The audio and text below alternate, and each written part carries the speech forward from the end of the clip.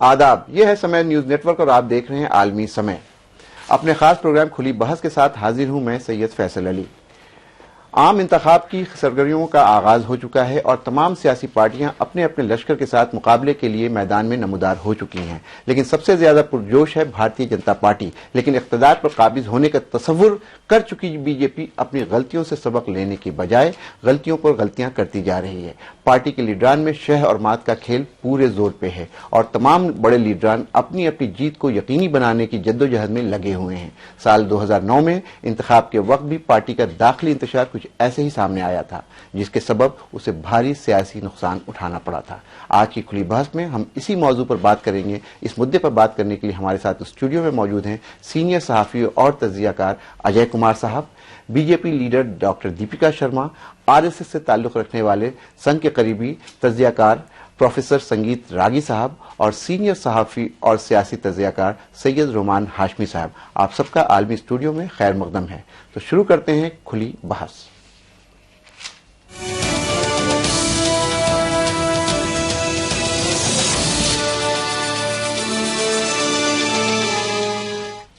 2014 के आम इंतखाबात से पहले ही बीजेपी खुद को इख्तिदार पर काबिज तस्वुर कर रही है। हालांकि उसके यहाँ मुश्किलात की भी कोई कमी नहीं है। पहली और बड़ी दुश्वारी पार्टी के सीनियर लीडरान का बागियाना तेवर और बाहर से आए उम्मीदवारों से मुतल्लिक हंगामा आराई की है। तो टिकट बंटवारे को लेकर भी सबसे ज्यादा इंतशार, सबसे ज्यादा मार्केट भारतीय जनता पार्टी में ही है।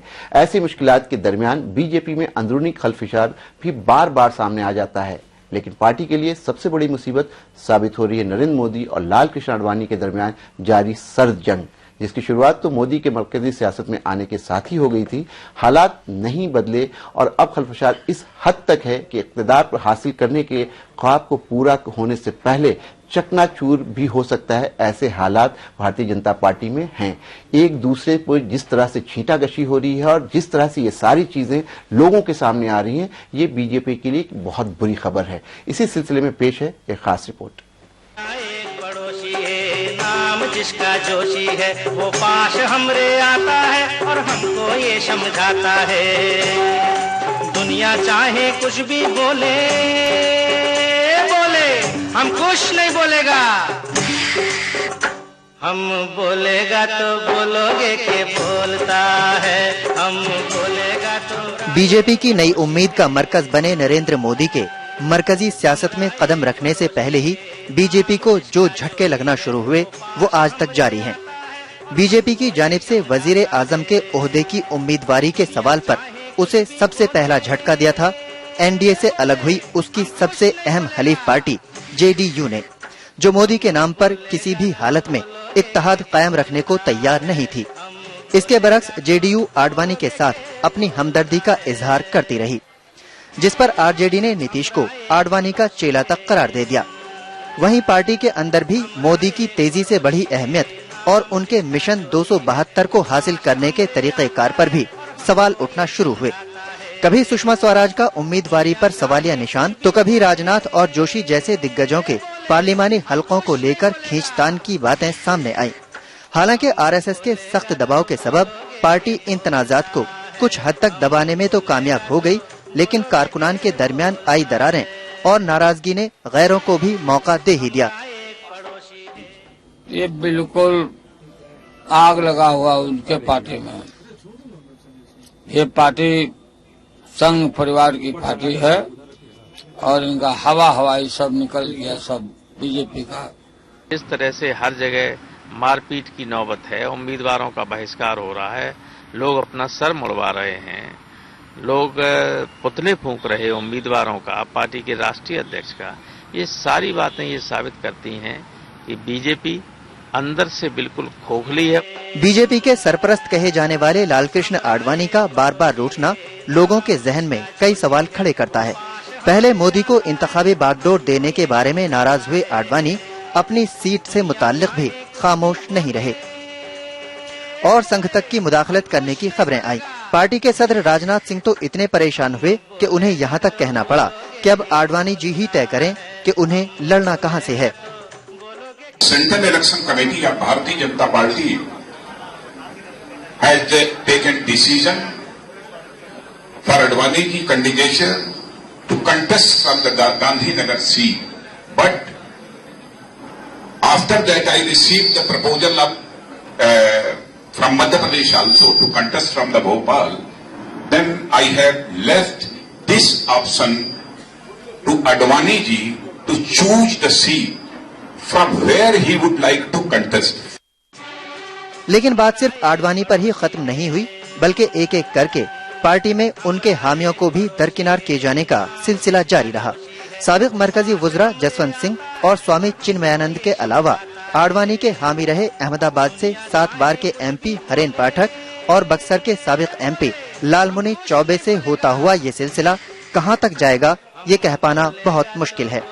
हालांकि पार्टी इस इंतशार के बाद भी सब कुछ ठीक कर लेने का ही दावा कर रही है, लेकिन बीजेपी के मुखालिफिन ही नहीं, उसके साथी भी पार्टी के इस तरीकेकार पर सवाल उठा रहे हैं।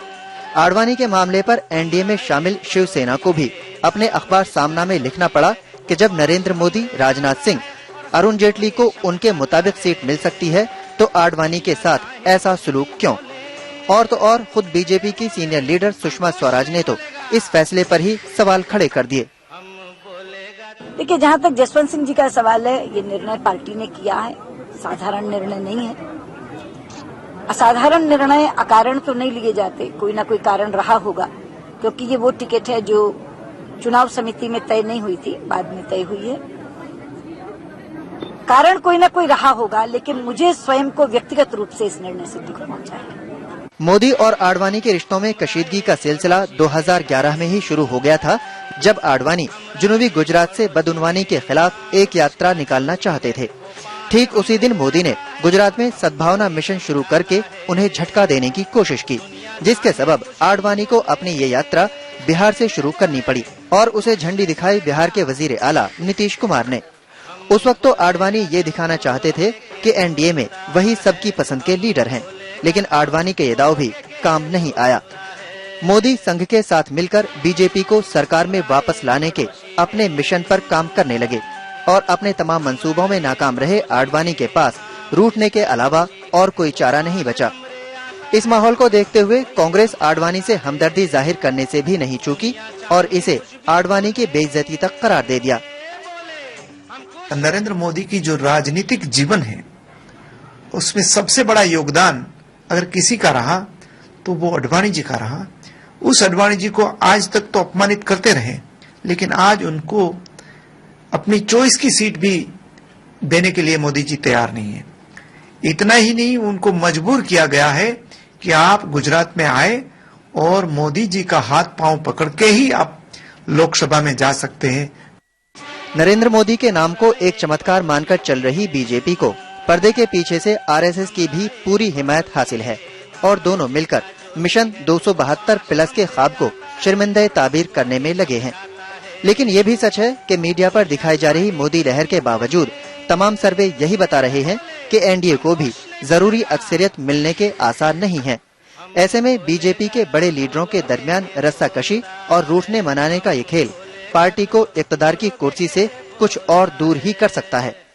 आलमी समय के लिए ब्यूरो रिपोर्ट के साथ मासूम सिद्दीकी। नाज़रीन, आपने भी एक रिपोर्ट देखी जिसमें दिखाया गया है किस तरह से भारतीय जनता पार्टी के अंदर एक दूसरे के खिलाफ लीडरान तलवार खींचे खड़े हैं। आइए बातचीत की शुरुआत करते हैं। सबसे पहले चलते हैं सीनियर सहाफी अजय कुमार के पास और उनसे जानने की कोशिश करते हैं कि इस पूरे वाकये के पूरे सिलसिले को वो किस तरह से देखते हैं। अजय, देखिए, भारतीय राजनीति में भाजपा में जो हो रहा है वो भारतीय राजनीति के लिए कुछ अप्रत्याशित नहीं है, लेकिन जिस तरीके से भाजपा में यह हो रहा है और जिस वक्त हो रहा है वो जरूर सवाल का एक हिस्सा है। एक बात और है कि जो अभी हो रहा है और जो होने वाला है, बड़ी आसानी से उसके लिए आपको किसी एस्ट्रोलॉजर बनने की आवश्यकता नहीं है। मोदी जी ने ये काम सत्ता में आते गुजरात में सबसे पहले शुरू कर दिया। इसलिए आप देखेंगे सबसे पहले उन्होंने केशुभाई पटेल को किनारे लगाया, फिर संजय जोशी का सिलसिला आया, फिर जो अब नहीं रहे हरेन पांड्या उनका सिलसिला आया।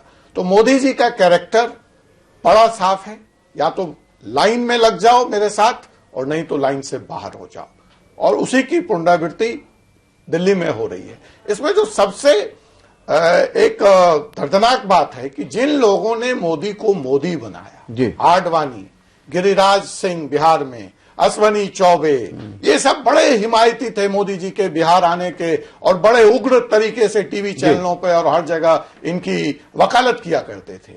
आज ये किनारे हो गए हैं।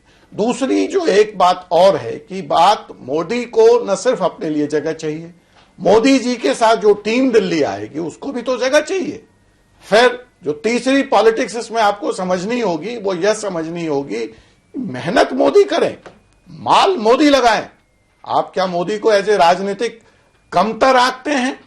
मोदी, जब यह चर्चा बार बार उठती है कि अगर 272 का आंकड़ा भाजपा नहीं ला पाई तो जो पार्टनर्स होंगे एनडीए के वो किसी मॉडरेट चेहरे की तरफ देखेंगे, तो मोदी उस विकल्प को दिल्ली आने से पहले खत्म तो करने की कोशिश करेंगे। और उसी नतीजे में आप देख रहे हैं सुषमा स्वराज का किनारे लगना, जसवंत सिंह का किनारे लगना, आडवाणी जी का किनारे लगना, तो यह कुछ अप्रत्याशित यानी आप ये कहना चाह रहे हैं कि पूरे तौर पे जो कुछ भी हो रहा है वो नरेंद्र मोदी की सोची समझी एक अपनी पॉलिसी है उसके तहत कर रहे हैं कि जाहिर सी बात दिल्ली आएंगे तो उनकी पूरी टीम आएगी और अकेले आके दिल्ली वो सत्ता नहीं कर सकते हैं, पूरी टीम के लिए जगह बना रहे हैं। लेकिन अफसोस की बात यह है अजय जी कि अपनी टीम के लिए जगह बनाना बहुत स्वाभाविक है, बहुत नेचुरल है, लेकिन जिस तरह से सीनियर लीडरों की बेइज्जती हो रही है, उनका अपमान हो रहा है, जिस तरह से उनको किनारे लगाया जा रहा है, क्या ये राजनीति के लिए और हमारे समाज के लिए, हमारी सोसाइटी के लिए अच्छी बात है? देखिए, मैंने पहले ही कहा फैसल साहब कि ये कोई नया नहीं है। मैं आपको भारतीय इतिहास के उस दौर में ले जाना चाहूंगा, ये उसकी पुनरावृत्ति है। आपको इंदिरा गांधी का वो दौर याद करना चाहिए कि जब इंदिरा गांधी आई तो कामराज जैसे नेता जो कि फ्रीडम स्ट्रगल थे, कांग्रेस के फेस थे, इंदिरा गांधी ये समझ गई कि इन लोगों के रहते, इस पावर सेंटर के रहते मैं अपनी मर्जी से सत्ता नहीं चला सकती। वही हाल मोदी जी का होगा। अगर मोदी जी यहां प्रधानमंत्री बन जाते हैं, जो आरोप अभी अब सोनिया गांधी और मनमोहन सिंह पे लगता है कि वीक प्राइम मिनिस्टर, तो क्या मोदी एक वीक प्राइम मिनिस्टर बनना चाहते हैं? वो दहाड़ रहे हैं मनमोहन सिंह के सामने। रिजल्ट अगर वो नहीं दे पाएंगे तो देश उनसे पूछेगा। और एक तरफ अगर आप आडवाणी, जसवंत सिंह, सुषमा स्वराज इस त्रिमूर्ति को रखते हो तो इसका मतलब तो वही होगा कि आप एक और जनपद पैदा कर रहे हो और मोदी जी को रोज शाम सवेरे कैबिनेट लिस्ट लेकर के, एनडीए पार्टनर की लिस्ट लेकर के, और फिर ये मुहर होगा कि नहीं होगा, गवर्नर कौन बनेगा, गुजरात का मुख्यमंत्री कौन बनेगा, तो वो तो लिस्ट लेकर के अशोका रोड तक दौड़ते ही रह जाएंगे। प्रधानमंत्री की कवायद वो कब करेंगे? तो मोदी जी जो है इस बात को बखूबी समझते हैं। और आपको उस दौर को याद करना चाहिए कि जब इंदिरा गांधी ने कांग्रेस को तोड़ दिया, उसी हेजमोनी को तोड़ने के लिए, उस बड़े लोगों को तोड़ने के लिए। और आपको याद होगा कि सीपीआई ने अपने जनरल सेक्रेटरी को नजरबंद कर दिया साहब। हरिकिशन सिंह, सुरजीत, इस तरह से वामपंथी पार्टियां के आप देखते हैं 90 साल तक बुड्ढे कुर्सी नहीं छोड़ते हैं, क्योंकि वह जानते हैं राजनीति की एक बड़ी व्यवस्था और दर्दनाक स्थिति है जो पत्रकारिता से भी शामिल होती है कि यहाँ कोई श्योरिटी और सिक्योरिटी नहीं है। अभी आप अर्श पे होते हैं और अगले मोमेंट आप फर्श पे होते हैं।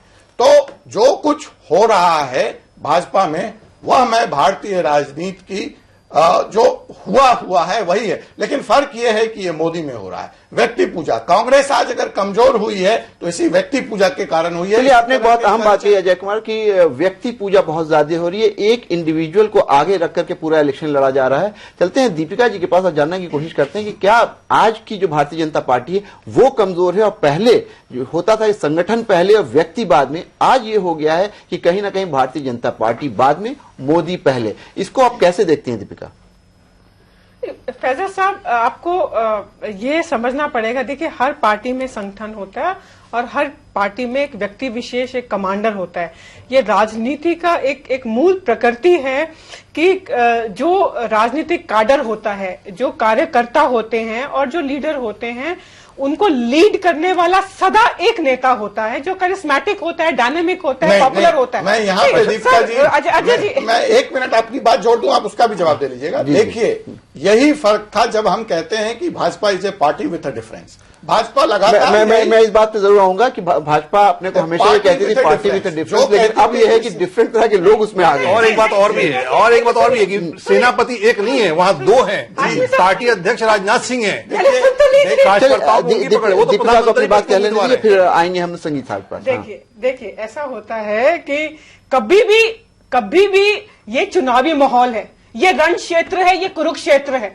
कभी भी जब एक सेना रण में जाती है, युद्ध में जाती है, तो एक कमांडर होता है, उसके पीछे सब कमांडर्स होते हैं और उसके पीछे बाकी की सेना होती है। तो राजनाथ सिंह के पीछे देखिए राजनाथ सिंह पीछे क्या होंगे? आप ये मैथमेटिकल कैलकुलेशन नहीं है कि Rajnath ji is equal to Narendra Modi ji. अरे पार्टी, आपके पार्टी के अध्यक्ष हैं वो।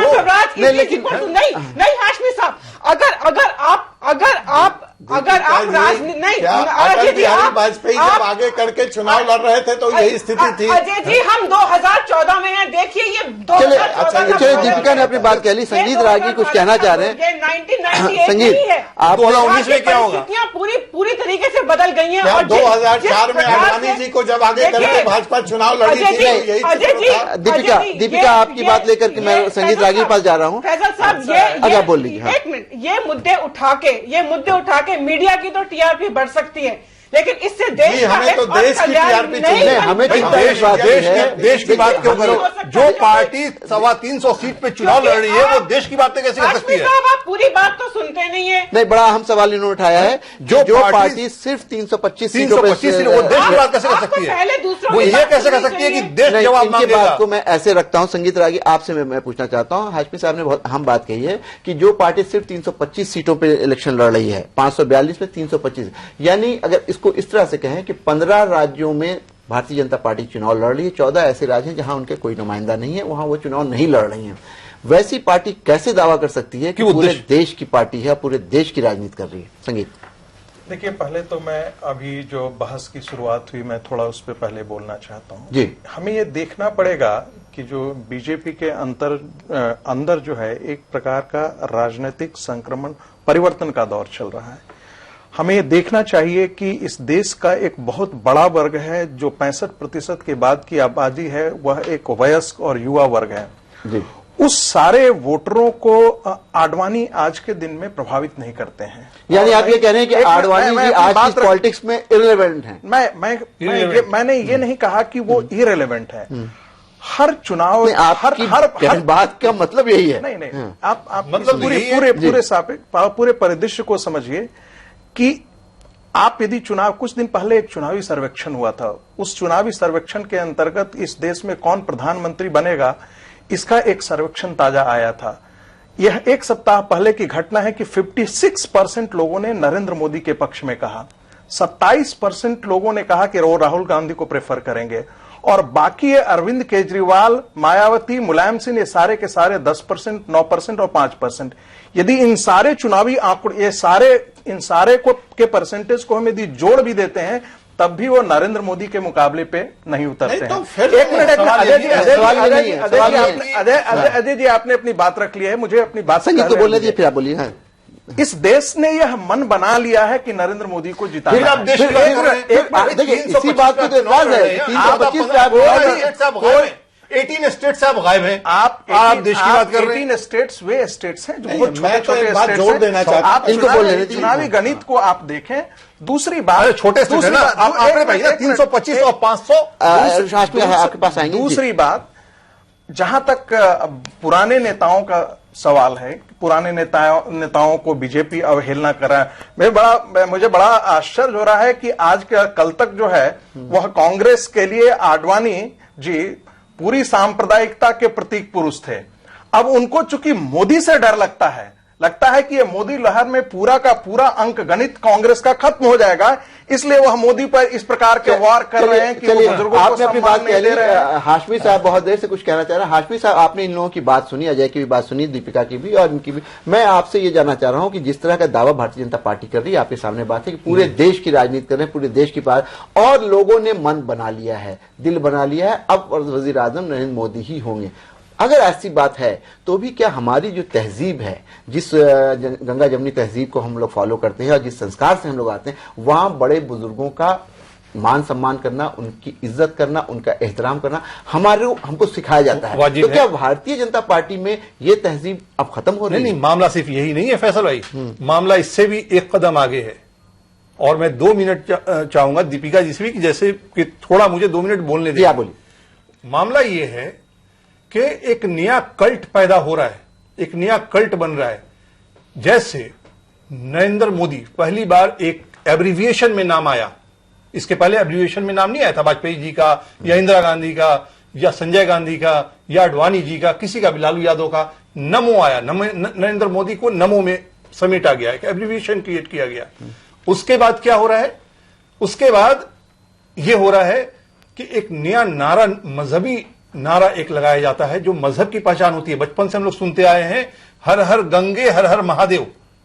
ये पहली बार हमने सुना, हर हर मोदी। एक मिनट आप बोलिएगा, एक मिनट नहीं, आप तो बोल रहे, इसका मैं जवाब नहीं, आप उसको छोड़िए। मैं आपको, अरे मेरे भाई, ऐसा बनारस की बात छोड़िए। एक सवाल आपसे, एक सवाल रागी जी, एक सवाल इन्हीं की बात में कह रहा हूँ। हर हर मोदी हम तो सुन रहे हैं, जब आडवाणी जी अपने ऊंचाई पे थे तब भी हम लोगों ने कभी नहीं सुना हर हर आडवाणी। नहीं, ये इन्होंने कह दिया, रागी जी ने कहा, रागी जी ने आपने कहा ऐसा है कि हर हर मोदी, ये बनारस का, एक मिनट, ये नारा बनारस में नहीं लगा था, ये पटना में जब रैली कर रहे थे, मुजफ्फरपुर में जब नरेंद्र मोदी रैली कर रहे थे, पटना रैली में एक पार्टी के बिहार बीजेपी के सांस्कृतिक सेल के एक व्यक्ति ने ये नारा गढ़ा था। ये बिहार से निकला ये नारा। नंबर 1। हाशमी साहब, यहाँ पे आपको रोकना पड़ेगा, वक्त हो गया है ब्रेक का। ब्रेक के बाद वापस आएंगे तो हाशमी साहब ये बताने की कोशिश कर रहे हैं कि हर हर मोदी का जो नारा है वो बनारस में नहीं लगा था, बल्कि सही बात है कि ये बीजेपी के एक बिहार के लीडर है, उन्होंने लगाया था। इसकी ऑरिजिन कैसे हुई और इसको क्यों पॉपुलराइज किया गया, इस पर बातचीत करेंगे। लेते हैं break.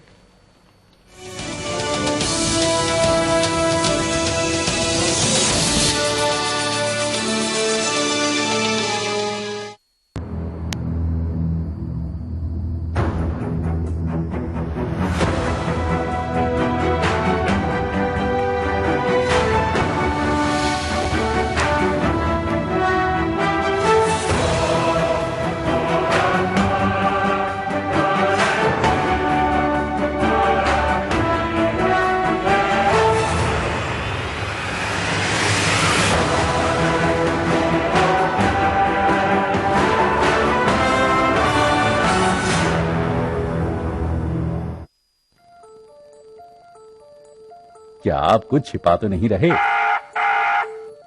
Property transactions, cash deposits,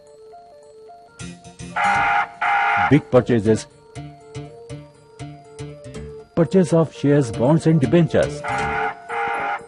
कुछ छिपाइए नहीं, क्योंकि हम सब जानते हैं। आयकर विभाग के नोटिस का इंतजार मत कीजिए। यदि आपने अपने अग्रिम कर का भुगतान अभी तक नहीं किया है या निर्धारण वर्ष 2012-13 या 2013-14 की अपनी आयकर विवरणी अभी तक दाखिल नहीं की है तो 31 मार्च तक अवश्य कीजिए और देश की प्रगति में भागीदार बनिए। इंटर पास छात्राएं कन्या विद्याधन योजना की मदद से आगे बढ़ रही हैं। हाई स्कूल पास युवा नौकरी मिलने तक बेरोजगारी भत्ता की मदद ले रहे हैं। इंटर पास छात्रों को मुफ्त लैपटॉप बांटे गए। समाजवादी पार्टी।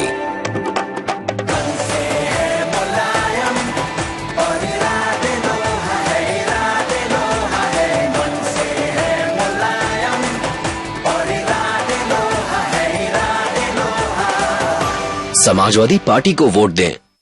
मुझे बवासीर है, खून भी आता है, लेकिन ऑपरेशन से डरता हूँ। वैद ऋषि का अर्श कल्पलो कैप्सूल और ट्यूब, 3 दिन 3 ही खुराक। 011-25-53-25-53। अच्छा,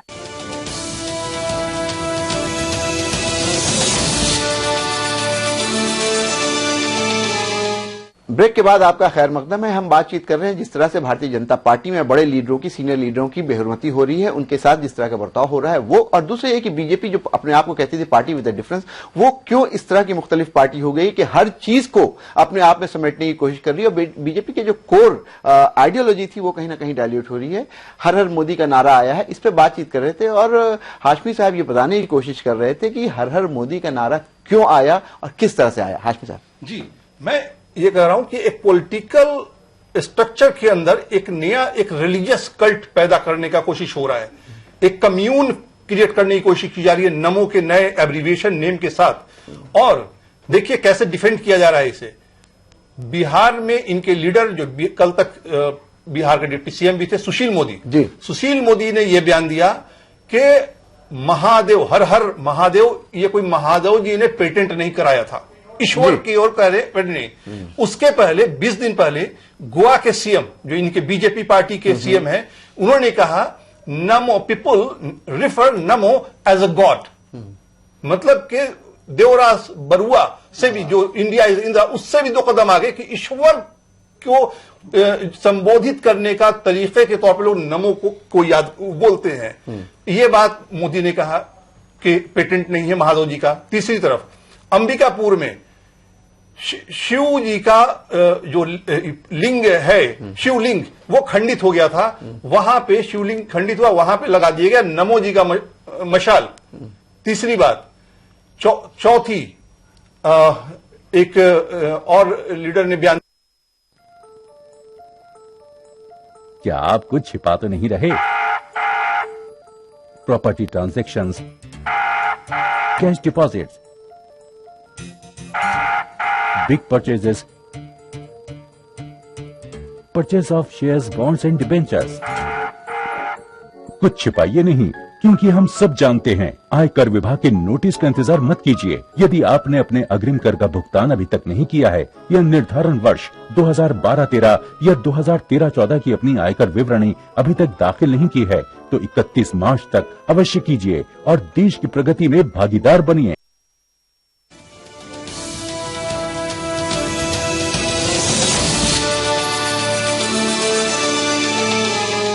ब्रेक के बाद आपका खैर मकदम है। हम बातचीत कर रहे हैं जिस तरह से भारतीय जनता पार्टी में बड़े लीडरों की, सीनियर लीडरों की बेहरमती हो रही है, उनके साथ जिस तरह का बर्ताव हो रहा है वो, और दूसरे ये कि बीजेपी जो अपने आप को कहती थी पार्टी विद अ डिफरेंस, वो क्यों इस तरह की मुख्तलिफ पार्टी हो गई कि हर चीज को अपने आप में समेटने की कोशिश कर रही है। और बीजेपी के जो कोर आइडियोलॉजी थी वो कहीं ना कहीं डाइल्यूट हो रही है। हर हर मोदी का नारा आया है, इस पर बातचीत कर रहे थे और हाशमी साहब ये बताने की कोशिश कर रहे थे कि हर हर मोदी का नारा क्यों आया और किस तरह से आया। हाशमी साहब जी, मैं ये कह रहा हूं कि एक पॉलिटिकल स्ट्रक्चर के अंदर एक नया, एक रिलीजियस कल्ट पैदा करने का कोशिश हो रहा है। एक कम्यून क्रिएट करने की कोशिश की जा रही है नमो के नए एब्रीविएशन नेम के साथ। और देखिए कैसे डिफेंड किया जा रहा है इसे। बिहार में इनके लीडर जो कल तक बिहार के डिप्टी सीएम भी थे, सुशील मोदी जी, सुशील मोदी ने यह बयान दिया कि महादेव, हर हर महादेव, ये कोई महादेव जी ने पेटेंट नहीं कराया था, ईश्वर की ओर पहले नहीं। उसके पहले 20 दिन पहले गोवा के सीएम, जो इनके बीजेपी पार्टी के सीएम हैं, उन्होंने कहा नमो, people refer NaMo as a God. मतलब कि देवराज बरुआ से भी, जो इंडिया इज इंदिरा, उससे भी 2 कदम आगे कि ईश्वर को संबोधित करने का तरीके के तौर पर लोग नमो को याद बोलते हैं। ये बात मोदी ने कहा कि पेटेंट नहीं है महादेव जी का। तीसरी तरफ अंबिकापुर में शिव जी का जो लिंग है, शिवलिंग, वो खंडित हो गया था। वहां पे शिवलिंग खंडित हुआ, वहां पे लगा दिया गया नमो जी का मशाल। तीसरी बात। चौथी, एक और लीडर ने बयान दिया है, धार्मिक, हर्षवर्धन जी ने कहा, हर्षवर्धन जी ने कहा कि अब भगवान भी आएंगे तो मोदी जी का नहीं तोड़ सकते, रोक सकते। ये देखिए एक सारी बात है। मतलब एक नए, जिस तरह से हिंदुस्तान में अकबर ने दीन इलाही निकाला था, वैसे आज के तारीख में नमो ने एक नया मजहब का इजाद किया है जिसका नाम है दीन नमो।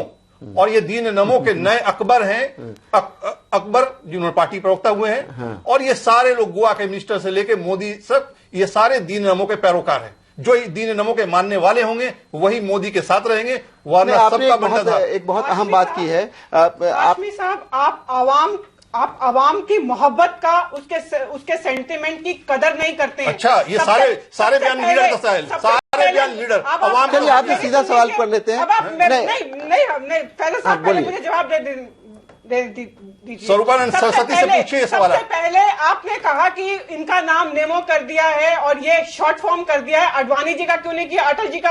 अरे ये जमाना जो है इंटरनेट सोशल मीडिया का है। यहाँ नरेंद्र मोदी नेमो हो गए हैं तो राहुल गांधी रागा हो गए हैं, यहाँ की Bollywood film star Saifeena couple हो गए हैं। और दूसरी बात यह है कि जहां तक उनका है कि हर हर मोदी, ये आवाम ने किया है। बनारस में अगर आप जाएंगे, वाराणसी में अगर जाएंगे तो ये एक तकिया कलाम है, ये एड्रेस कर, जब आप भी जाएंगे तो आपको भी शायद, मैं गया हूं बनारस, बोलेंगे, मैंने कई बार बनारस गया हूं। तीसरी बात, इस देश में जब सचिन तेंदुलकर को भगवान कहा जाता है तब कोई प्रॉब्लम नहीं होती। मैं सिर्फ ये बात कहना चाहती हूँ कि कोई भी पॉपुलर है, कोई डायनेमिक है, कोई बड़े कद का नेता है, तो स्वरूपानंद सरस्वती जी को क्यों प्रॉब्लम हुआ? चलिए स्वरूपानंद सरस्वती जी को क्यों प्रॉब्लम हुआ, उनसे पूछिए आप सवाल। दीपिका, संघ प्रमुख ने फोन करके क्यों बोला? आपको क्योंकि नरेंद्र भगवत मोदी है तो परेशानी है। मोहन भगवत ने क्यों मना किया? नरेंद्र मोदी है तो परेशानी है। चलिए दीपिका आपसे एक सवाल पूछता हूं। परेशानी है क्योंकि ये देश के जो एक इक़्तिदार है, 1000 साल का गंगा यमुनी सरस्वती गंगा यमुनी जो तहजीब है उस पर खतरा है, क्योंकि वो नरेंद्र मोदी बयान देते हैं। नहीं, मैं अजय से जानना चाहता हूँ इस्लामिया टेररिस्टों का पनाहगाह, ये नरेंद्र मोदी ने पब्लिक बोला। हाशमी साहब, नरेंद्र मोदी आप बहस कहीं और ले जा रहे हैं। अजय जी, आपने इन लोगों की बात सुनी। एक बात बहुत सही है कि जिस तरह से नमो का एक कल्ट बन रहा है, ये दिख रहा है कि कहीं ना कहीं एक इस तरह की चीज पैदा की गई है कि सुपर ह्यूमन बीइंग की तरह से उनको देखा जा रहा है। अब ये कहना कि उनको भगवान भी चाहे तो उनके रथ को नहीं रोक सकते हैं, ये भी एक स्टेटमेंट आया है। लेकिन इसके साथ साथ एक बहुत ही रिस्पेक्टेड जो शंकराचार्य हैं, उन्होंने इस पे बहुत बड़ा एतराज किया है। आपको क्या लगता है, अगर इसमें सब कुछ स्वाभाविक था, सब कुछ नेचुरल था और कोई चीज गलत नहीं थी, तो वो शंकराचार्य क्यों इसका विरोध कर रहे हैं? नहीं, देखिए यहाँ पे और मोहन भगवत आप बोल लीजिएगा पहले। मैंने एक चीज और मोहन भगवत ने मना किया, उन्होंने डिफेंड नहीं किया। स्वामी उन्होंने फोन करके बोला कि हाँ ये बंद होना चाहिए। स्वामी स्वरूपानंद के बारे में यह पूरा देश जानता है कि नरेंद्र मोदी से वो कितना व्यक्तिगत विरोध रखते हैं। दूसरी बात, कांग्रेस से उनकी नजदीकियों के बारे में सारा देश जानता है, इसलिए स्वामी स्वरूपानंद की बातों में आप ही की बात अजय सीरियसली नहीं लेगा। अजय कुमार ये बताइए, अजय कुमार ये बताइए कि दूसरी बात, जहां तक रागी आपने बात कह ली, रागी आपने अपनी बात कह ली, बात आपको फिर समझ दूंगा। जो ये कह रहे हैं कि स्वरूपानंद सरस्वती जी कांग्रेस के करीब हैं और कहीं ना कहीं नरेंद्र मोदी से उनको परेशानी, इसलिए ये कहा गया। क्या आपको लगता है ये कहने से ये बात खत्म हो जाएगी? क्या हर हर मोदी करना और जिस तरह से नमो, जाहिर है ओम नमः शिवाय और इस तरह की नारे हैं और एक धार्मिक नारा है, उससे मोदी जी को जोड़ना, क्या ये सही है?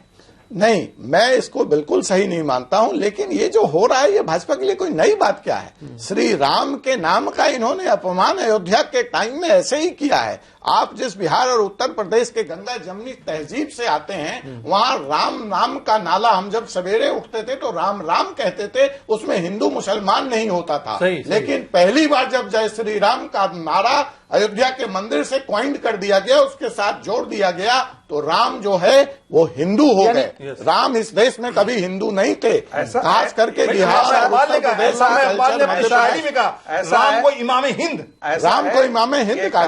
भाजपा के लिए कोई नई बात नहीं है। और मैं रागी जी की एक बात को यहाँ पे कहूंगा कि जब आप कह रहे हैं कि आपको तो चुनाव से पहले मैंडेट मिल गया है कि मोदी जी प्रधानमंत्री बनने वाले हैं, तो आपको जरूरत क्या है इन बुजुर्गों का अपमान करने की? अरे वो जसवंत सिंह ने एनडीए का 2004 में कॉमन मिनिमम प्रोग्राम लिखा। Common minimum programme Jaswant Singh ने लिखा एनडीए वाजपेयी के टाइम में। उसी जसवंत सिंह को आपने बाहर निकाल दिया। देखिए इस देश में हा से है, हा से हिंदू, मां से मुसलमान और हम से बनता है हिंदुस्तान। जब तक ये भावना प्रबलित नहीं होगी, बहुत अच्छी बात मोदी जी, हा से हिंदू, मां से मुसलमान और इन दोनों से ही मिलकर के बनता है हिंदुस्तान। बात है। और मैं मोदी जी से इनके माध्यम से एक सवाल पूछना चाहूंगा कि वो जहां अपनों की याद, आप बन जाएंगे प्रधानमंत्री, अच्छी बात है, बधाई है आपको, लेकिन वो तन्हाई, जहां अपनों की याद ना आए, वो तन्हाई किस काम की? वो बिगड़े रिश्ते बना न सकें, वो खुदाई किस काम की? बेशक हमें अपनी मंजिल पे जाना है, लेकिन जहां से अपने न दिख सकें, वो ऊंचाई किस काम की? वो ऊंचाई किस काम? बहुत अच्छी बात उन्होंने कही है। अजय कुमार ने बात बहुत अच्छी कही है कि उस ऊंचाई पे जाके क्या फायदा जहां से अपने ना दिखाई दें। आज जिस ऊंचाई पे नरेंद्र मोदी खड़े हैं, वहां पे उनको अपने मेंटर लाल कृष्ण आडवाणी नहीं दिखाई दे रहे हैं, उनको अपने मेंटर और अपने शुभचिंतक मुरली मनोहर जोशी नहीं दिखाई दे रहे हैं। आप रागी ये बताइए, आप इसको किस तरह से देखते हैं कि मुरली मनोहर जोशी की सीट कट जाती है, लाल कृष्ण आडवाणी की सीट कट जाती है, लेकिन राजनाथ सिंह चाहते हैं लखनऊ उनको मिल जाता है? देखिए, जब भी कोई चुनाव में कोई पार्टी जब उतरती है तो उसके अपने सामरिक और रणनीतिक मूल्यांकन होते हैं, और उसी मूल्यांकन के आधार पर वह देखता है कि कौन सी सीट पर किस उम्मीदवार को खड़ा किया जाता है। बुजुर्गियत और जवानी यह नहीं देखी जाती है, यह नहीं तय करता है कि कौन सी सीट उसे जितवा देगा। इस आधार पर ऐसा लगा कि बनारस की सीट पर जाने से बिहार और यूपी के अंदर जो मोदी की लहर है उसका एक बहुत बड़ा व्यापक असर पड़ेगा। ये सारे चुनावी सर्वेक्षणों से भी निकल करके आया है। तो और कल जाकर के यदि गांधीनगर में आडवाणी जी को टिकट नहीं दिया जाता, आडवाणी जी ने स्वयं जाकर के गांधीनगर में कहा था कि वो गांधीनगर से लड़ना चाहते हैं, अब उन्हें मालूम नहीं है कि चुनावी समिति क्या कर रही है, और यदि कल जाकर के गांधीनगर से यदि चुनाव में उन्हें टिकट नहीं मिलता तो मीडिया फिर यह प्रश्न करती कि नरेंद्र मोदी को देखो, नरेंद्र मोदी ने वहां से वो चुनाव। राजी, आपने एक बात कही है कि अगर वो उनको गांधीनगर से टिकट नहीं मिलता तो कहते हैं उनको टिकट मीडिया और उस पर हमलावर होती है। नरेंद्र भूल रहे हैं जब आडवाणी जी ने ये कहा कि वो वहां नहीं जाना चाहते हैं इसलिए कि उनको वहां भीतर घात का डर है, उनको इस बात का डर है कि वहां। देखिए, आडवाणी जी ने कभी ऐसा नहीं कहा है कि वो भीतर घात का डर है, यह मीडिया की उपज है। कभी क्यों नहीं जाना चाह रहे थे? ये तो मानिएगा ना कि वहां जाने से उनको परहेज था। किसको? मोदी जी को, आडवाणी जी को। आडवाणी जी इस दुविधा में थे कि 2 सीट में से कहां लड़ी जाए, और पार्टी ने यह तय किया कि वो बहुत बड़े नेता हैं, राष्ट्रीय नेता हैं, बीजेपी के ही समर्थक कुछ गांधीनगर से क्या हुआ, बीजेपी के कुछ लीडर चलिए आप गांधीनगर की बात कर रहे हैं, ब्राह्मण है, अहमदाबाद पंड्या बता दें, उन्होंने चुन चुन के ब्राह्मणों को साइड लाइन लगाया है। अच्छा, अब चलिए मिश्रा को लगाया, एक बात ब्राह्मण नहीं है। दीपिका जी एक बात ये है, राजी कह रहे हैं कि ऐसी कोई बात नहीं है। ये देखा जाता है कि बड़ी रणनीति जब बनती है कि किसको कहां से टिकट देके सीट इन्फ्लुएंस करवाया जाए और कौन सीट जीत सकता है, ये बहुत इंपॉर्टेंट होता है। 7 बार के एमपी हरेन पांड्या, उनको टिकट आपने काट दिया जी। बाड़मेर से सबको मालूम है कि जसवंत सिंह बहुत ही स्ट्रांग कैंडिडेट हैं, उनका टिकट आपने काट दिया। लालमुनि चौबे का टिकट आपने काट दिया, लालजी टंडन का टिकट आपने काट दिया। ये सारे वो लोग थे जो जीत के आने वाले लोग थे और जो बहुत इंपॉर्टेंट और बहुत मजबूत आपके स्तंभ रहे हैं, आपके पिलर्स रहे हैं। कैसे आप इसको देखिएगा? फैजल साहब, जरूरी नहीं है कि जो 7 बार एमपी बना है तो वो 8वीं बार भी जीत के आएगा। जो चुनावी समीकरण होते हैं, जो इक्वेशंस होते हैं, वो डिस्ट्रिक्ट लेवल पे क्या बदला है, यही जानना चाह रहा हूँ। इससे क्या अमित शाह जीत के आएंगे? वो तय करेंगे, अमित शाह तय करेंगे। बोलने तो दीजिए, गुजरात के आदमी जी। चुनावी समीकरण और रणनीति हर एक पार्टी का अधिकार होता है। हमारी पार्टी में इंटरनल डेमोक्रेसी बहुत है, एक पूरी प्रॉपर सेंट्रल इलेक्शन कमेटी बैठती है, अनलाइक अदर पार्टी जहां पे 1 या 2 लोग ही चुनाव कर देते हैं कि कौन कहां से लड़ेगा। आप कम से कम हमारी पार्टी की आंतरिक डेमोक्रेसी या प्रजातंत्र की प्रशंसा तो दीपिका, आपको रोकूंगा यहाँ पे। आपने अभी सुना सुषमा स्वराज ने बिल्कुल क्लियर किया कि जसवंत सिंह का जो टिकट कटा है वो सेंट्रल इलेक्शन कमेटी में डिसाइड नहीं हुआ था, यानी कि डिसाइड ये हुआ था कि उनको टिकट मिलेगा और टिकट जो कटा है नया नाम आ गया। सुषमा जी ने कहा, चलिए आपने यही मान। फैजल साहब, आपने देखा कि सुषमा जी ने अपने बयान में कहा कि कोई तो कारण रहा होगा। ठीक है, आप जब बोल रहे होते हैं तो मैं कभी चलिए आप बोलिए। इतनी शालीनता आप मेरे प्रति दिखाएं, ऐसी मेरी कामना है आपसे जी। सुषमा जी ने यही कामना हम लोग भी करते हैं कि जिस शालीनता की आप उम्मीद कर रहे हैं वही शालीनता आप लोग अपने जो सीनियर लीडर है उनके प्रति दिखाइए। देखिए, कोई किसी भी यह एक बीजेपी के अंदर एक सामूहिक नेतृत्व काम करता है। कोई एक व्यक्ति नरेंद्र मोदी कोई निर्णय नहीं लेते हैं। चुनावी समिति यहां एक नहीं है कि गांधी परिवार ने तय कर दिया तो यहीं पर चीजें होंगी और यहां चीजें नहीं होगी।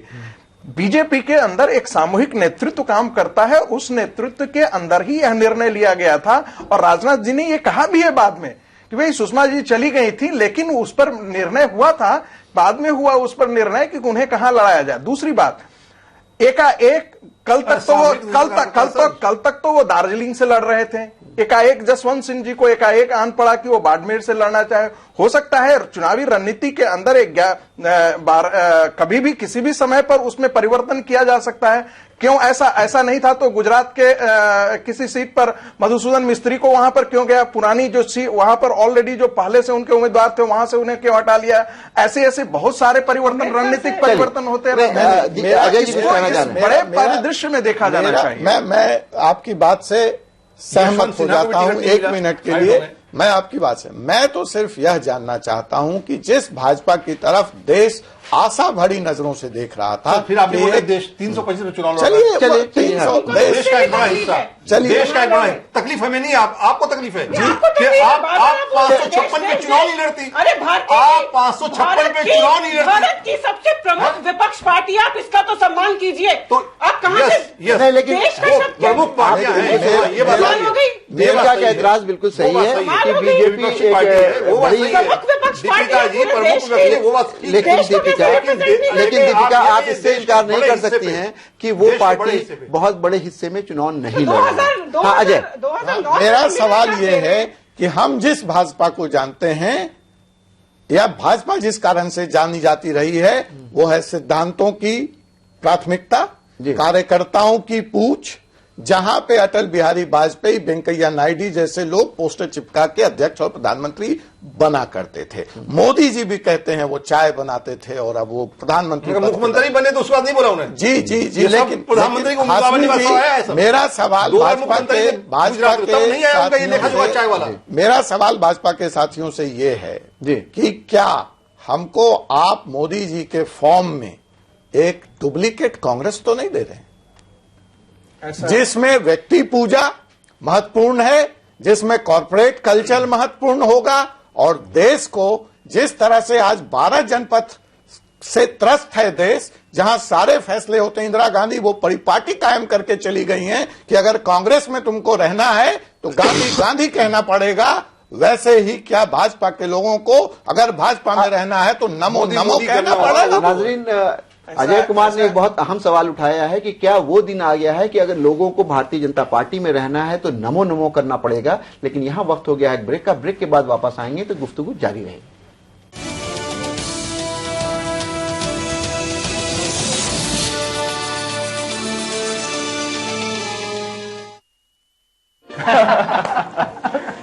भाई साहब, अब लक्ष्मी घर आई है तो इस जिम्मेदारी के लिए तैयारी भी कर लो। मेरे पास अच्छी बचत योजनाएं हैं। बचत करोगे तभी दे लेकर अच्छे घर में जाएगी और सुखी गृहस्थी बसाएगी। दे लेकर मतलब दहेज? जानते नहीं, दहेज लेना ही नहीं देना भी अपराध है। क्या चाहते हो, मैं जेल जाऊं? दहेज के लिए नहीं, बिटिया की पढ़ाई के लिए कोई बचत योजना है तो बताओ। मैं अपनी बिटिया को पढ़ा लिखा कर ऐसा बनाऊंगा कि उसकी गृहस्थी नहीं सारा परिवार भी खुशियों से भर जाए, है ना बेटी? अच्छी शिक्षा, आपका सहयोग और प्यार पाकर आपकी बेटी आपके परिवार का गौरव बन सकती है, आपकी पहचान बन सकती है।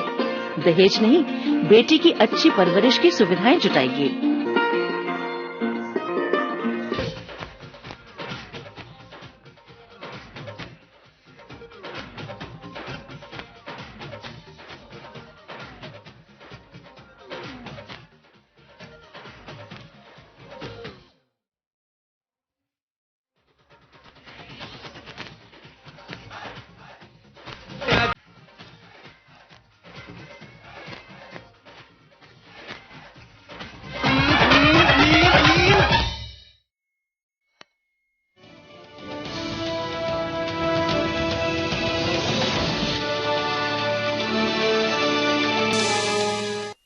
ब्रेक के बाद आपका एक बार फिर खैर मकदम है। हम बातचीत कर रहे हैं कि किस तरह से बीजेपी में जो सीनियर लीडर्स हैं उनको किनारे कर दिया गया है और सिर्फ एक आदमी को सामने करके अब बातचीत हो रही है। पूरे इलेक्शन में जाने की तैयारी है, बल्कि पूरे इलेक्शन में सिर्फ नरेंद्र मोदी का चेहरा और उनका नाम दिखा करके लड़ाई लड़ी जा रही है। अजय ये कह रहे थे कि वो दिन दूर नहीं है कि अगर भारतीय जनता पार्टी में आपको रहना है तो नमो नमो करना पड़ेगा।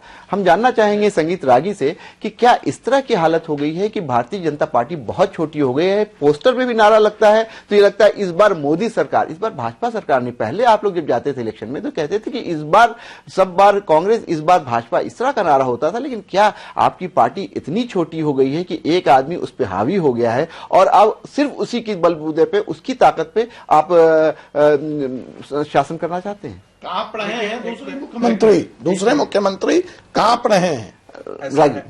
डर मोदी हो गया जी पार्टी के अंदर। आप देखेंगे कि यदि 2009 का यदि चुनाव देखें और उससे पहले भी जब भारतीय जनता पार्टी की चुनाव लड़ रही थी, जब अटल जी सरकार में आए, तब भी देश में एक कहा जा रहा था कि अटल जी की लहर है। हम इसे माने या न माने, एक बहुत बड़ा राजनीतिक परिदृश्य पर एक बहुत धूमकेतु की तरह नरेंद्र मोदी का। आप ये कहना चाह रहे हैं नरेंद्र मोदी की लहर? उससे पहले बीपी सिंह की क्या लहर नहीं थी? जयप्रकाश नारायण के समय लहर नहीं थी क्या? जयप्रकाश नारायण उस परिवर्तन के प्रतीक नहीं थे? एक सवाल का जवाब दें। आज नरेंद्र मोदी विकास और परिवर्तन की तो बात हम न करें। जयप्रकाश नारायण संपूर्ण क्रांति की बात करते थे और देश के प्रधानमंत्री बनने का ख्वाब नहीं देख रहे। कौन से इमरजेंसी में जेल गए हैं वो?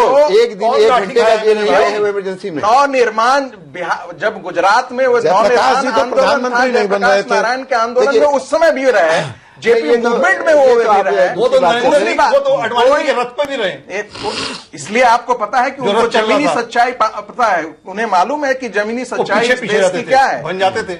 नहीं आप उसे कमतर करके मत आके। मेरा कहना है कि इस देश का चुनाव आप इसे चाहें या न चाहें, स्टूडियो में आप बहस जिस अनुसार से कर लें, लेकिन इस देश में पार्लियामेंट्री गणतंत्र, पार्लियामेंट्री चुनाव के अंदर भी आप देखेंगे कि प्रेसिडेंशियल फॉर्म ऑफ इलेक्शन हो गया है। एक बड़ा तस्वीर, एक राजनीतिक अहम सवाल मैं इस बात को बात करना चाहूंगा के तौर पर देखा जा रहा है कि सबसे बड़ा इस देश को सबसे पिछले 10 साल में सबसे आपने एक बहुत अहम सवाल उठाया है। इस देश को कोई भी एक बड़ा सोच का और बहुत एक गंभीर नेतृत्व नहीं मिला। मनमोहन सिंह के रूप में इस देश ने जो सरकारें देखी उसे हम सबको मालूम है कि हमारा विकास की स्थिति क्या हुई। करप्शन के आधार पर आज के दिन में नरेंद्र मोदी के बारे में यह कहा जा सकता है कि उन पर किसी भी प्रकार का यह धब्बा नहीं है। अच्छा, इसलिए आपने अपनी बात कह ली। संगीत रागी समय कम है, आपने अपनी बात कह ली। मैं हाजपी साहब आपसे जानना चाहूंगा कि इन्होंने खुद कहा कि हिंदुस्तान में जो पार्लियामेंट्री सिस्टम ऑफ गवर्नमेंट है और इसको अब प्रेसिडेंशियल फॉर्म ऑफ गवर्नमेंट पे लड़ा जा रहा है, यानी एक आदमी को सामने रख करके, ये कितना इंडियन डेमोक्रेसी के लिए, हिंदुस्तान की जो जमहूरियत है उसके लिए कितना सही है? देखिए, ये एक बड़ा ही सिंपल मामला है, इसमें कोई लोचा नहीं है। बहुत सिंपल मामला ये है कि बीजेपी के पास कोई मुद्दा नहीं है, इसलिए उन्होंने मुद्दा बना दिया नरेंद्र मोदी। मतलब मुद्दा बना दिया वो नरेंद्र मोदी। पूरे देश जानता है कि कांग्रेस के और कांग्रेस पार्टी मुद्दे पर चुनाव लड़ रही है, ये भी सच्चाई है। देश का राहुल गांधी जहां भी जाता है वो यूपीए की उपलब्धियों को गिनाता है। यूपीए सरकार ने 5 साल जो काम किया वो उन्हें गिनाता है। वो आरटीआई गिनाएंगे, वो मनरेगा गिनाएंगे, तीनों शक्तियां जो है नरेंद्र मोदी को रोकना चाहती हैं, काम जो लोग इसके समर्थन में है वह भी उन्हें रोकना चाहते हैं। लेकिन तीनों त्रिशंकु बाहरी शक्तियों के साथ नरेंद्र मोदी को मुद्दा बना दिया है कि उनके खिलाफ लड़ना चाहती है। अगर बीजेपी के पास कोई मुद्दा है नरेंद्र मोदी के अलावा तो बीजेपी उसको लेकर सामने आए। बीजेपी के अलावा अगर कोई मुद्दा है तो उसको नरेंद्र मोदी के अलावा कोई मुद्दा, अगर नरेंद्र मोदी के अलावा भारतीय जनता पार्टी के पास कोई मुद्दा है, कोई रोड मैप है तो उसको लेके सामने आए। राजी ने अपनी बात, संगीत राजी ने एक बात और कही है। एक मिनट, नरेंद्र मोदी ने अपने भाषण में उनका देश के बारे में, उनके डेवलपमेंट के बारे में, ग्रामीण परिवेश के बारे में, एजुकेशन के बारे में, हेल्थ के बारे में, क्या डेवलपमेंट का विकास का मॉडल है उन्होंने कहा। उनको तो कोई जानकारी नहीं है। वो तो सिकंदर को अलेक्जेंडर को जाके गंगा नदी में डुबा देते हैं। आप इसे भगत सिंह को ले जाके काला पानी भेजते हैं। लेकिन किसी भी प्रधानमंत्री के, राहुल गांधी ने अभी तक कुछ अपना विजन डॉक्यूमेंट नहीं बताया। ठीक है अजय जी, आपसे मैं ये जानना चाहूंगा कि जिस तरह की बात कर रहे हैं कि इनके पास कोई रोड मैप नहीं है, इनके पास कोई एजेंडा नहीं, इसलिए नरेंद्र मोदी को सामने लेके आए। संगीत रागी ने बहुत अच्छी जोर देके ये बात की है कि करप्शन उनके साथ नहीं जुड़ा हुआ है, लेकिन इसके साथ साथ एक दो चीजें और हैं जिस पे बात होनी चाहिए कि जिस तरह का मंच बनता है नरेंद्र मोदी के लिए, जिस तरह की हाईटेक कैंपेन हो रही है उनकी, और जिस तरह से वो 185 सभाएं करने जा रहे हैं, कौन लोग हैं इनके साथ? देखिए, मेरे लिए जो एक सवाल है, मौजूद सवाल है, वो सवाल है कि इस देश को कैसा प्रधानमंत्री मिलने जा रहा है। मुझे इस बात से फर्क नहीं पड़ता है कि वो मोदी हैं और राहुल गांधी हैं। अच्छा है अगर मोदी हैं। मेरा सवाल जो है, जो आप कह रहे हैं कि देश आखिर अगर मोदी को लेके आ रहा है तो वो कांग्रेस का विकल्प खोज रहा है, कांग्रेस का डुप्लीकेट नहीं खोज रहा है। भाजपा का जो कांग्रेसीकरण हो रहा है वो देश का भला नहीं करने जा रहा है। और जो एक अभी ब्रह्मणों वाली बात हाशमी साहब कह रहे थे, ये कहीं ना कहीं सच्चाई लगती है। जब मोदी मुजफ्फरपुर से यह कहते हैं कि अब भाजपा दलितों और बैकवर्डों की पार्टी है, तो आप क्या और बनियों की पार्टी नहीं है। शायद मोदी जी को इसका पता नहीं है कि बनिए बिहार में बैकवर्ड ट्रीट होते हैं। लेकिन अब वो कह रहे हैं कि अब आडवाणी की जरूरत जैसे नहीं, जसवंत की जरूरत नहीं, वैसे ब्राह्मण और बनिए जो ट्रेडिशनल वोट बैंक समझे जाते थे भाजपा को, मोदी जी उसको टाटा बाई बाई कहते हैं। जनेऊ तोड़ा जा रहा है भाजपा में। और नए जनेऊकार पैदा हो रहे हैं, जिसमें उदित राज हैं, रामविलास जी हैं, उपेंद्र कुशवाहा जी हैं। एक तरफ कुछ लोगों को जनेऊ पहनने की, जिनको भगवाकरण और भाजपाकरण की बड़ी मेरा आपसे सवाल ये है अजय कुमार जी, अगर ऐसा है, अगर आपकी बात मान लें तो अगर ब्राह्मणों की पार्टी नहीं है भारतीय जनता पार्टी, हमेशा उसके ऊपर ये इल्जाम लगा है कि ये मनुवादी पार्टी है और ये जो वर्ण व्यवस्था है, ये जो हमारे यहाँ सोसाइटी का जो क्लासिफिकेशन है उसकी पार्टी है, उसको अगर नरेंद्र मोदी खत्म करना चाह रहे हैं तो इसमें बुराई क्या है? नहीं, इसमें कोई बुराई नहीं, इसमें कोई बुराई नहीं है, इसका स्वागत है। लेकिन समावेशी राजनीति, नफरत की राजनीति नहीं, एक दूसरे को लड़ा करके आप जो थे आपके साथ उनको रखिए, पार्टी का विस्तार कीजिए, बाकी लोगों को जगह दीजिए, ब्राह्मणवादी है कीजिए, क्योंकि वो संघ के पैदाशुदा हैं। लेकिन वो ब्राह्मण नेता जो है ईमानदार पार्टी के अंदर, ब्राह्मण होना और ब्राह्मणवाद दो चीज है। वो ब्राह्मण नेता को जो ईमानदार हैं उनको साइडलाइन कर रहे हैं, चाहे वो बिहार के चौबे हों, चाहे वो केसर त्रिपाठी हों, मुरली मनोहर जोशी हों, लालजी टंडन हों, कलराज मिश्रा हों, ये एक एक करके सबको साइडलाइन कर रहे हैं। तो क्या ये ब्राह्मण वर्ग में?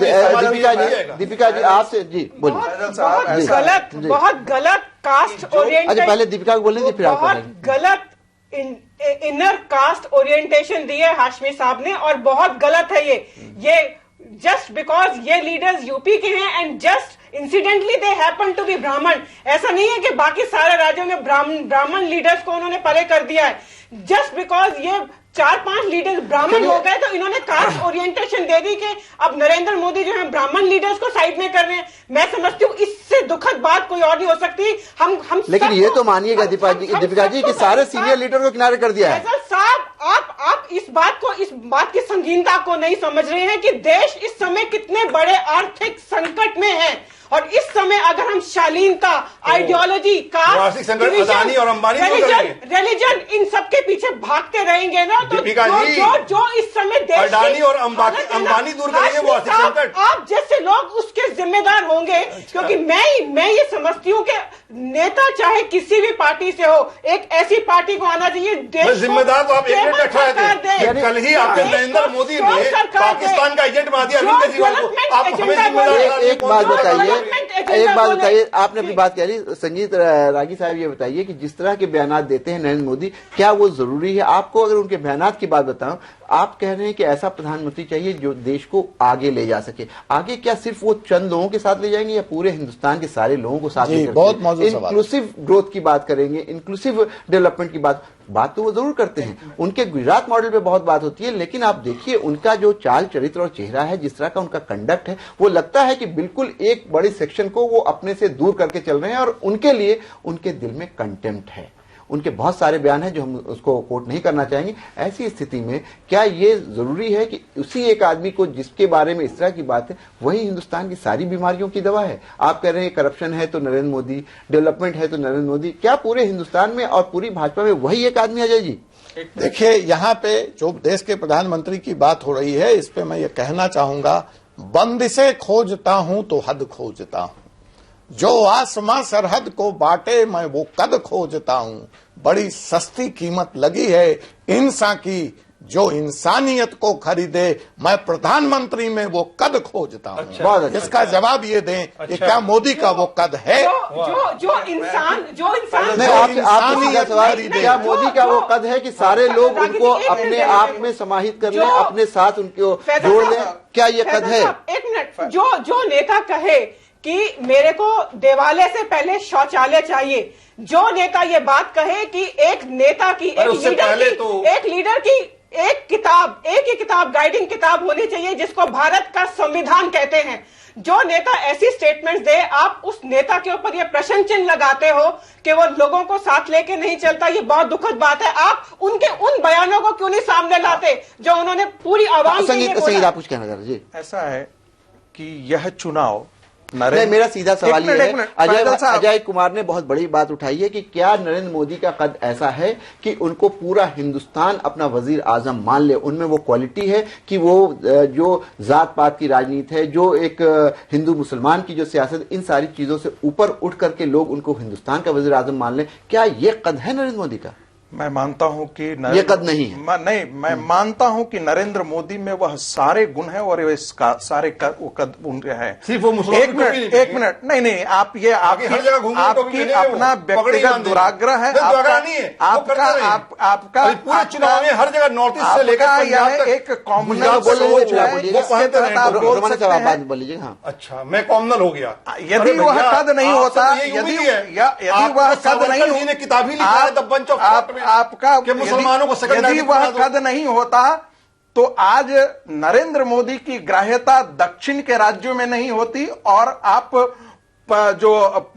जो नॉर्थ ईस्ट के राज्य हैं आज उनमें उनकी स्वीकार्यता नहीं होती। किसकी एक मिनट अजय जी एक मिनट रुक लीजिए। कल तक ये सारे सेकुलरिज्म के बहस बेमानी है। अच्छा, जितने सारे के सारे लोग आज यदि बीजेपी ज्वाइन कर रहे हैं तो उनको लगा है कि कांग्रेस और बाकी ये जो क्षेत्रीय दल है जिन्होंने हमेशा जातीय राजनीति को आगे बढ़ा करके अपना पारिवारिक राजनीति को आगे बढ़ाया है, उसमें नरेंद्र मोदी का कद कहीं अच्छा है, रागी साहब, एक बात मैं हिस्टोरिकल एविडेंस दे रहा हूं। अपने किसी भी संगीत रागी आपको आपने अपनी बात कह ली। अब हाशमी साहब कुछ कहना चाह रहे, आप सुन लीजिए, फिर आप वापस आएंगे, फिर आपके पास आएंगे। आप एक मिनट की बात सुन लीजिए। नरेंद्र मोदी ने कभी भी इन्होंने कहा कि सारे लोग आ रहे हैं, आज शाहिद साबिर अली भी गए, ठीक है ना।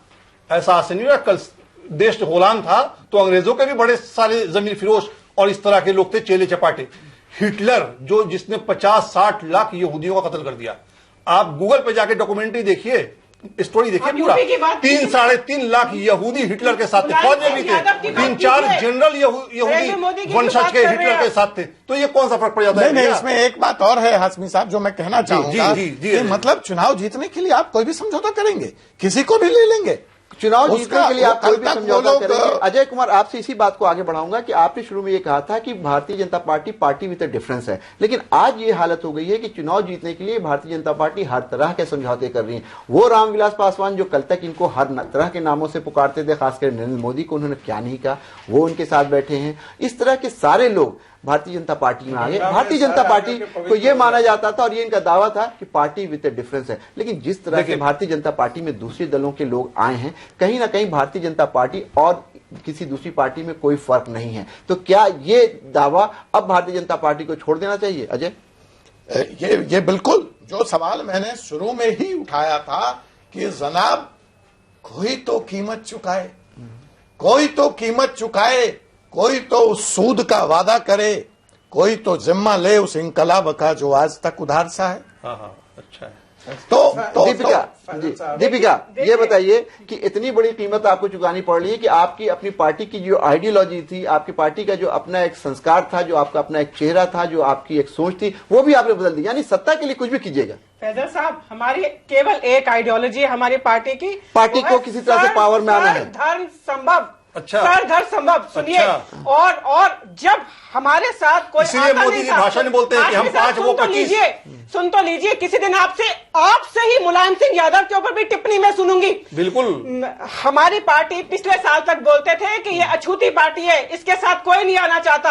आज जब सब हमारी पार्टी के साथ आना चाहते हैं क्योंकि वो जानते हैं कि हमारी पार्टी देश का विकास करेगी, बेरोजगारों को रोजगारी देगी, एम्प्लॉयमेंट देगी, देश का किसानों सोसाइटी की जो बुरी हालत लेकिन हाशमी साहब, ये सवाल तो बनता है कि कल तक आप इनको अछूत कहते थे, कोई इनके साथ नहीं आ रहा था, आज इनके साथ लोग आ रहे हैं, तो आप ये कह रहे हैं कि इनके साथ आ रहे हैं।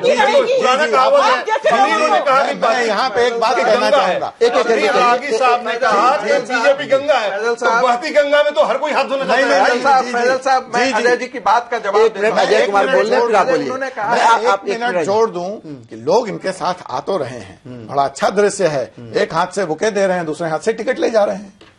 यानी राजनीति हो रही है, दूसरे हाथ से टिकट ले जा रहे हैं। जनरल सोनाराम आते हैं, जसवंत सिंह को बाहर कर दिया जाता है। ये आप कहना चाह रहे हैं, अजय कुमार ये कहना चाह रहे हैं कि भारतीय जनता पार्टी में बिल्कुल कोई भी अब कैरेक्टर नहीं है, कोई भी उसमें फिलॉसफी नहीं है, कोई भी जो कहते हैं एक स्टैंडर्ड होना चाहिए वो नहीं है। कोई आदमी जो कल तक कुछ कर रहा था आया, एक हाथ से उसने सदस्यता ली, दूसरे हाथ से टिकट ली, और इसकी एक लंबी लिस्ट है। आज लोग आए हैं और कल वो टिकट लेकर के भारतीय जनता पार्टी के 9 सीट, 3 सीट, 5 सीट, जा रहे 2 हैं। Seat, 1 seat. संजीत रागी, आपसे ये जानना चाह रहा हूं कि इन सारी चीजों को कह करके तो फिर जब आपने सब कुछ बदल लिया है तो पार्टी का नाम भी बदल लीजिए। ऐसा है फैजल साहब कि भारतीय जनता पार्टी में जो कोई भी बाहर से आ रहा है, तो जसवंत सिंह ने कहा है 2 बीजेपी है। अब या तो आप बोल लें या आप इनको बोलने दीजिए, फिर आपको बताएंगे। जी, बीजेपी के अंदर जो भी कोई आ रहा है, यदि वह सदस्यता ग्रहण कर रहा है, इसका मायने यह है कि वह अपने पुराने विचारों को परित्याग करके नई पार्टी के विचारों का अवगाहन किया है। आप कैसी बात करें, जनता है, सब जानती है। सबे अली रातों रात जो है वो आपकी सारी जो पुरानी आपकी धारणाएं, जो पुरानी आपकी सोच, पुरानी आपकी फिलॉसफी, आपकी फीलिंग्स, आपके कमिटमेंट, सारे रातों रात शंकर सिंह बघेला बात कर रहे हैं।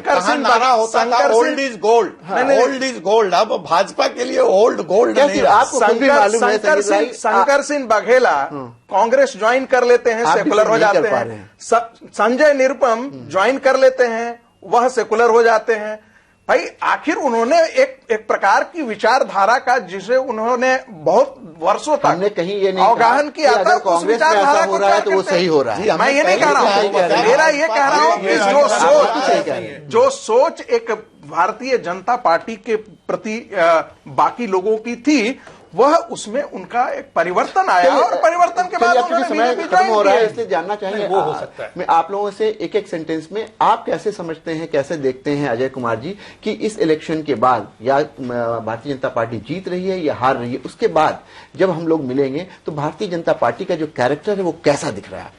भारतीय जनता पार्टी बिल्कुल अपने मूल स्तर से, चरित्र से, जिसके लिए वो जानी जाना चाहती थी, एक समझौता पड़क पार्टी के रूप में सामने होगी, जो न सिर्फ प्रधानमंत्री पद के लिए समझौता करेगी, न पद के लिए, मंत्री पद के लिए भी यही ड्रामा होगा, और आपको वही पुराना कोलिशन पॉलिटिक्स का एक अस्थिर सरकार इस देश को मिलेगा, जो देश के लिए बहुत ही खतरनाक, लोकतंत्र के लिए ही बहुत खतरनाक संकेत के रूप में मैं इस पूरे राजनीतिक उभार को देख रहा हूं।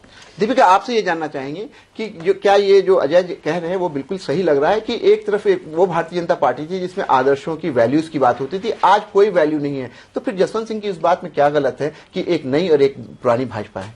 देखिए, वो जसवंत जी का अपना बयान है, उनकी अपनी सोच है। मैं ये समझती हूँ भारतीय जनता पार्टी एक ऐसी पार्टी है जो देश के लिए एक बहुत ही तगड़ा विकल्प लेके उभरी है। जिस प्रकार से देश 10 साल से त्रासित है यूपीए सरकार के अंदर। रागी, आप इसको कैसे देखते हैं? और ये विकास की राजनीति कर रही है, कम है, टाइम कम है, हम संजीत रागी से आखिर में जानना चाहेंगे, आप नई और बीजेपी को कैसे देख रहे हैं, नई और पुरानी? देखिए, नई और पुरानी बीजेपी में सिर्फ इतना एक परिवर्तन है कि यह एक पुरानी पीढ़ी के जाने का वक्त आ गया है, और नई पीढ़ी जो है वो भारतीय जनता पार्टी में उभर करके आई है, वो क्षेत्रीय स्तर पर भी उभर रही है और केंद्रीय नेतृत्व पर आप जानना चाहेंगे, हमें इस परिवर्तन को देखना चाहिए। नई बीजेपी और पुरानी बीजेपी, आप इलेक्शन के बाद इन दोनों बीजेपी से भी उभरती हुई कोई तीसरी बीजेपी देख रहे हैं?